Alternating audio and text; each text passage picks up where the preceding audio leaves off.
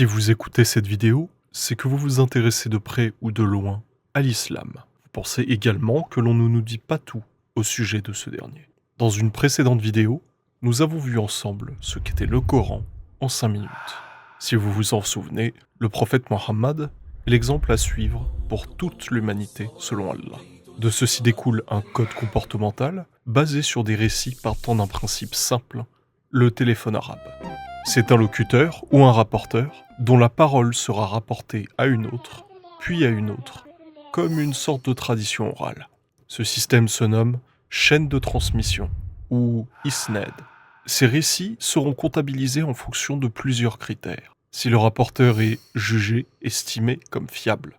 Donc même si ce qu'il dit est vrai, si le rapporteur n'est pas jugé comme étant fiable, le récit sera considéré comme faible ou pas considéré du tout. Si la chaîne de transmission n'est pas interrompue et que le récit est cohérent. Si les mêmes écrits sont exactement les mêmes, voire quasi similaires, selon plusieurs rapporteurs différents. Ce code comportemental est la sunna, la tradition prophétique. Elle a pour principe d'exposer et d'enseigner aux musulmans du monde entier les principes fondamentaux de l'islam qui ne sont pas expliqués dans le Coran, comme la position de la prière par exemple.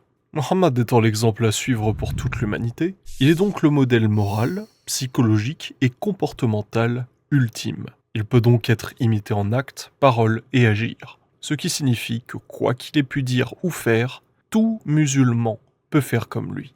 La sunna est complémentaire au Coran, la base de la source de législation islamique. Détail important et pas des moindres, les compagnons du prophète sont également des exemples. On cite par exemple Abu Bakr as-Siddiq, son beau-père, Omar ibn al-Khattab, son beau-frère, Uthman, son cousin germain, Ali, son cousin, Khalid ibn al-Walid, son beau-frère, etc. Nous verrons ce que ces pieux prédécesseurs, salafis, ont laissé comme héritage comportemental, même si vous pouvez en voir quelques bribes à l'heure actuelle.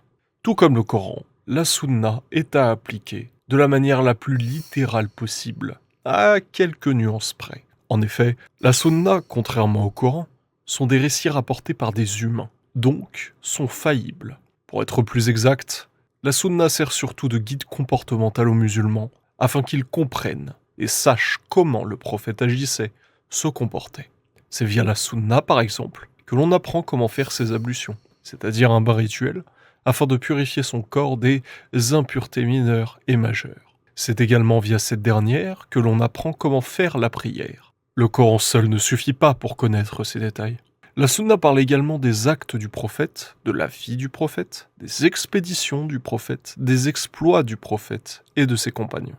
Elle retranscrit également, et cela est très important, les contextes et raisons de révélation des versets. En arabe, sabab an-nuzul, comme le voile ou le djihad, que nous aborderons prochainement.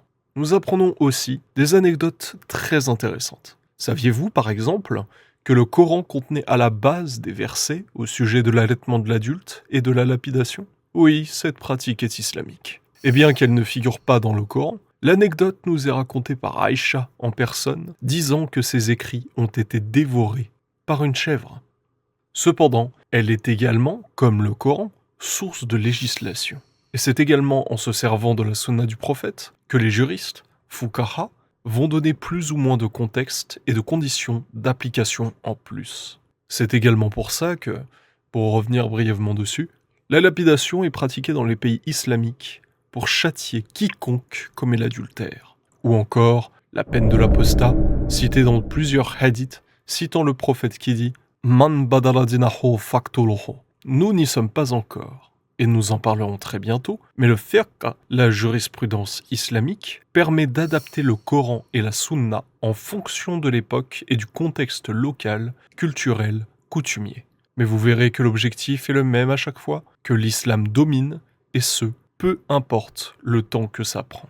Nous avons parlé de fiabilité quant à la transmission des récits. Il faut savoir que ces hadiths ont plusieurs classifications. Allons par ordre décroissant. Les ma'oudah. Ce sont des hadiths fabriqués, des inventions qui n'ont aucun poids dans la jurisprudence islamique. Les da'if, considérés comme faibles en fonction du rapporteur, de la cohérence et de la chaîne de transmission.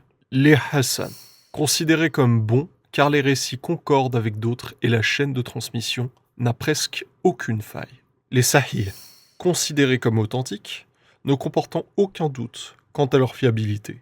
Les récits sont rapportés par des personnes jugées comme droites, dont on dit qu'ils n'ont jamais menti. Les chaînes de transmission, elles, sont bonnes et cohérentes, n'ont aucune interruption temporelle, et les récits sont rapportés à plusieurs reprises dans plusieurs ouvrages différents.